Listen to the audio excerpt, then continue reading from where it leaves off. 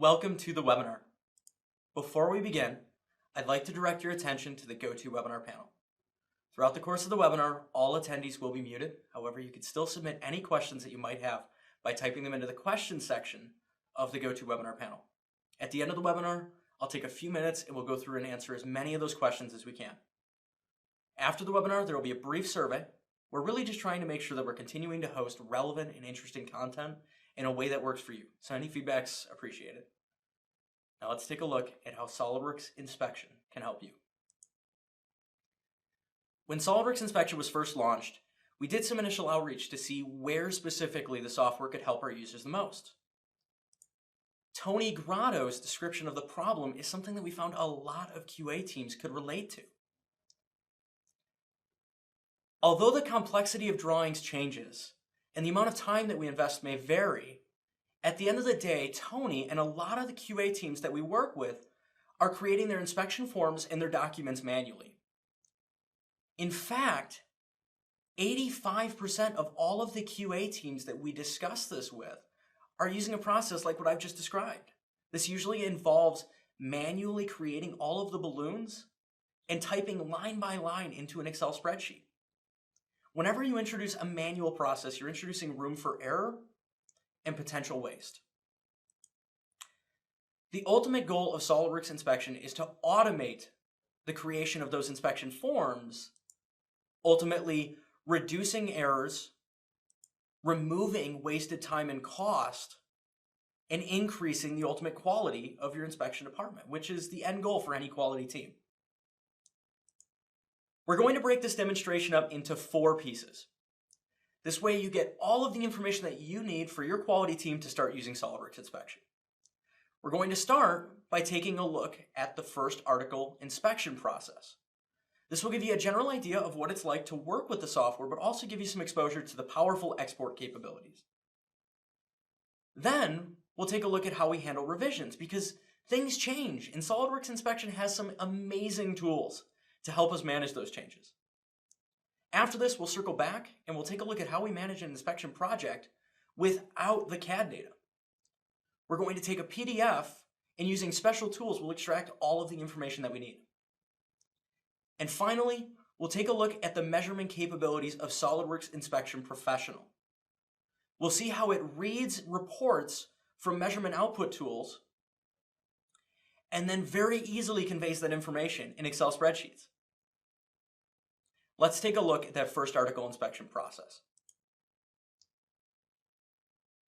At the end of a long design process, the last thing anyone wants to do is spend hours locked away in a room creating circles next to every single dimension on a drawing and then typing line by line into an Excel spreadsheet. So what we're going to do is we're going to use SOLIDWORKS Inspection to create an inspection project, automatically generate all of the balloons on the project, and then quickly export all of that information into an Excel spreadsheet, all in a much more automated process.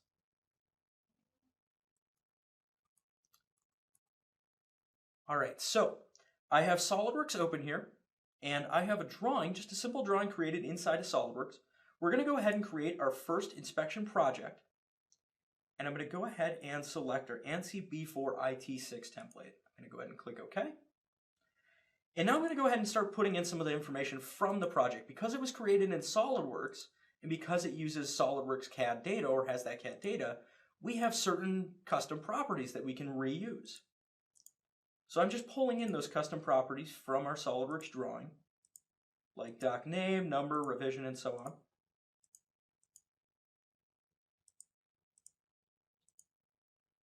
And then once I go ahead and pull all that information in, I could go ahead and select my vendor, whatever the case is going to be there. In this case, I'll punch in GSC. And I'll go ahead and give it a job number of 3500. Now, all of this information, everything we're seeing here, is controlled by the custom property or the custom template that I selected at the start of the project. This means that generally I shouldn't have to change a whole lot of this, but in this case, I'll click next over to our extraction settings. Everything here looks pretty good. And I'm going to go ahead and click over to that last page. And right now our tolerances are set to by range.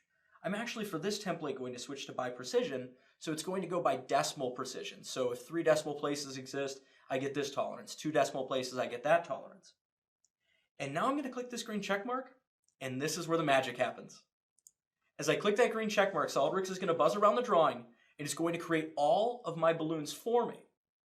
What this ultimately means is that I have a balloon next to every single dimension, but not only that, I also, if I select the dimension, will see all of the information for every single dimension has been captured and loaded into the tool. The nominal value is reflected, the upper tolerance and lower tolerance are reflected, and then as well as that, I can see the upper and lower limit calculated out as well. If I want to do so, I can enter in a specific operation for any of these dimensions. This is a predefined list, but I can also, at the top of the screen here, edit my operations, vendors, or inspection methods to change those values if I need to. For any dimension where the balloon is not perfectly placed, because it does use an automated system to place them, sometimes there might be a little overlap, I can very quickly and easily just click and drag those balloons to where I'd like them to be. Once I've gone ahead and done that, at this point, I've entered in all of my information. I can export to Excel. So I'm going to go ahead and click Export to Excel. I have 4 options in this case, and these are each different Excel templates that I can select to carry my project information. When I click OK, it's going to ask me where I'd like to save the file. I can save that. And now it's going to go ahead and generate that Excel spreadsheet for me with all of our project information. We'll see that part number, part name, and in some cases our operations and methods will carry through as well. Now in this particular template doesn't have a selected field for operation, but if I entered inspection methods, those would pop into the designed tooling category. And then we also have, because of the fact that we're using an Excel template, we also have conditional formatting. So if I enter 47.5 here, the value is green. But if I enter 0.6 for a second dimension, the value is going to color code red because that would be out of tolerance or out of the range. So by using SOLIDWORKS Inspection, I'm able to